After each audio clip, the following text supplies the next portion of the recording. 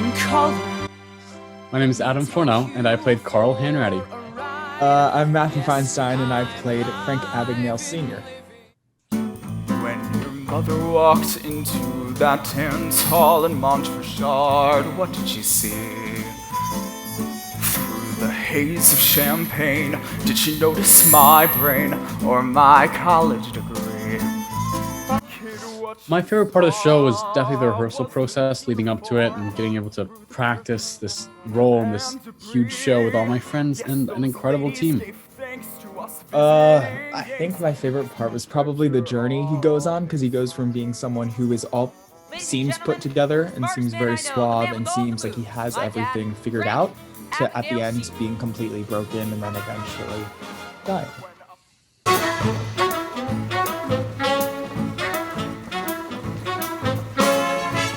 Up in Brooklyn with a frown upon my face. Just left Wisconsin, where there's cheese enough to start this rat race. But thanks to the brothers ride, We don't know where we'll sleep tonight. yeah, I'm a bird in the skies. And tomorrow when I rise, wake up in Carl Henry is very like me in the sense we're both like workaholics almost. Like, we like getting our job done. We're very organized. We're very different in the way that, well, he's a divorced middle-aged man. That's a big difference. And I think also in the way we like interact with people. He's more like, shut up, get your work done, or I'm gonna like fire you. I like to think I'm not that kind of person. I think I'm more gentle, more friendly and more like charismatic than Carl Henry. I think exactly that. He seems like he has everything put together when he really doesn't. And I think that's just a lot of myself. On the outside, I seem like I have everything put together, and then on the inside, majority of the time, I do not whatsoever. And so I think that corresponds to myself. If your taste runs more risque, well then we know a joint in Old Bombay. So hang on tight, let's loop-de-loop. It's time to buy this chicken coop. So pack up your suitcase, check your worries at the gate. Come out and Playboy, cruise the world to find your perfect playmate. My biggest challenge probably was trying to encompass the character arc. Carl Henry has like a pretty big character arc from starting off the show being like this big detective guy, and then slowly but surely figuring out who he is through his journey of figuring out who Frank is. He like finds himself through finding Frank, which is interesting. I think playing someone who's many decades older than me is a challenge, also because I had never had experience marrying anyone, divorcing anyone, having a son, being a con artist. So it was a lot of new things for me that just diving into that world was very interesting. it starts very early once the baby toys are gone. A kid on the playground has to choose what side he's on. It's the bullies or the good guys, boy, there ain't no middle ground. And hoodlums try to blur the line and twist the truth around. Then they call themselves a winner, but they're self-deceiving fools. 'Cause the game ain't worth winning if you're breaking all the rules. The law is laid I'm not gonna lie to you, I would kill to be one of the showgirls. It seems like so much fun being up there, like just being all showy and dancey and being all the big dance numbers, singing your heart out, while like being in like a performance mode and smiley. Seems like a lot of fun. I know it's very basic, but I'd probably say Brenda, because she just comes on in Act 2, sings her heart out, and that is it. And that sounds phenomenal. Remember that story I learned at your feet? Well, now it's my turn. Take a seat. Two little mice of great renown fell in some milk, and one proceeded to drown. The other one still the toast of the town, 'cause he made butter out of cream. Looked around and deduced his plight, said this is no way to spend a Saturday night. But he had the style to make things right, so he made butter out of greed. My favorite song slash number. Can I have two? Yeah, of course.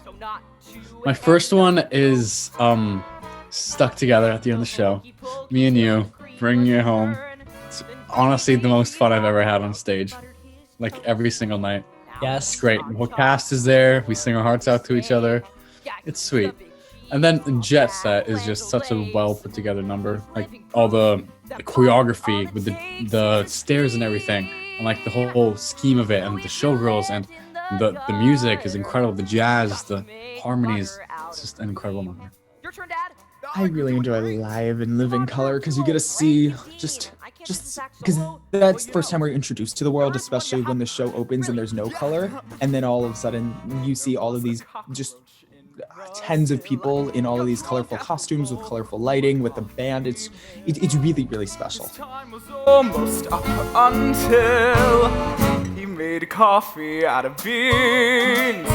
When he came to, he heard such a sound, then much to his shock, when he looked around, he had been scooped and was about to be ground, so he made coffee out of beans.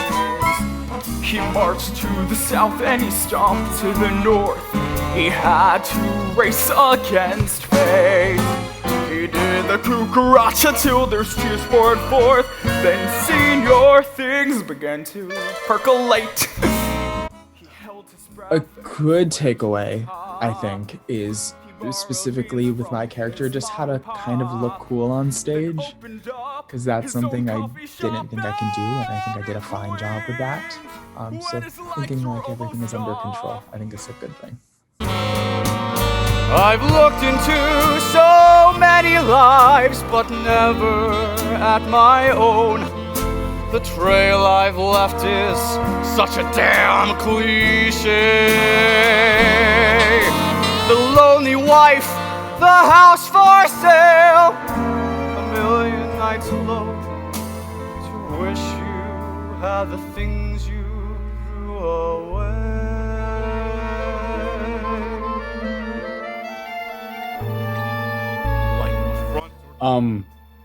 What I love about Carl Hanratty the most is probably his dedication. No matter what, every single time that Frank was like this close, he kept going, no matter what. Through all his hardships, he always kept going and stuck to the task, which honestly takes a lot of inner strength to do, to just keep on going no matter what, no matter how hard it gets.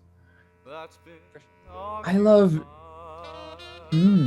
how he's just so suave, and he cares about people, and he is living his life because he never got love as a child. He never got attention. He never got affection, and so he's kind of now that's why he teaches Frank to do all of these things to steal, so that he can now live out what he wanted to live out now through his son.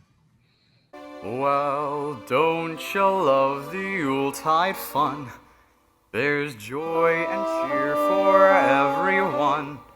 I wait for Santa with a gun. Yes, Christmas is my favorite time of year. Some sugar plums I haven't kissed, but mistletoe I must resist, 'cause I'm on St. Carl's most wanted list. Yes, Christmas is my favorite time of year. Something I want to change is probably my interactions with my fellow agents.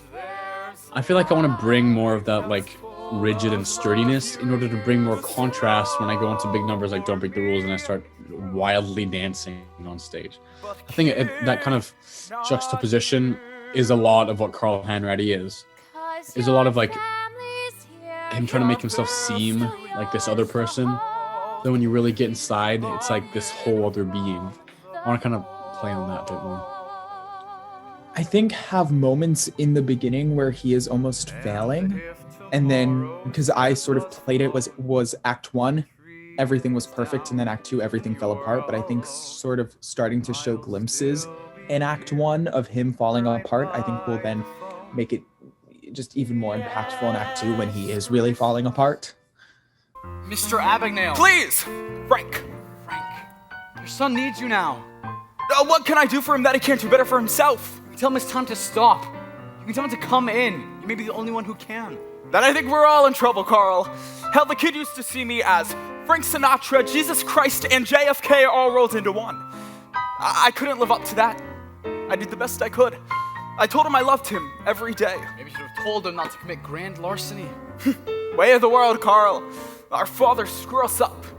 We turn around to do the same to our kids. It's the eternal cycle. Till someone breaks it. Yeah. I'm gonna miss doing the show with my best friends in the whole wide world, Michael Norman and Matthew Feinstein, my boys. And just performing with you guys and doing this huge fun show. Like, the show is just so fun. Like, it's just a thrilling show to be a part of and to do, like, over and over and over and over and over again. And I'm gonna miss it.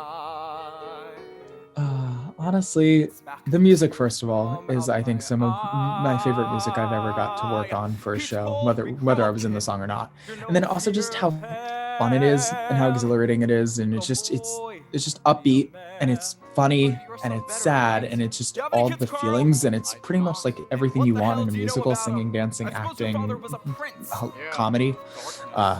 So probably that. Thanks for not giving up on me, Mr. Hanratty. You're pretty cool. Thank you. That's the nicest thing anyone's ever said about me. So how do we end this? Your way.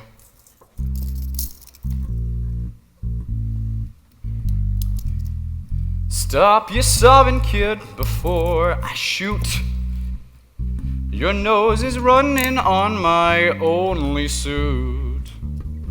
Who'd have thought I'd share this dance with you? Looks like we're stuck together, which is strange but true. Yes, you caught me, now the chase is done. You must admit I gave you quite the run. Mr. Tortoise, here's your rabbit stew. Looks like we're stuck together, which is strange but true. Tell Mr. Ripley's that, believe it or not, the show is over and you're all that I got. Hard to believe it, but we're tying the knot today. That's okay. Frank, thank your public while you're still in your prime. They won't be seeing you for quite a long time. And after you pay for your life of crime, well, kid, we'll see what good behavior can do. Till then, we're stuck together, which is strange but true.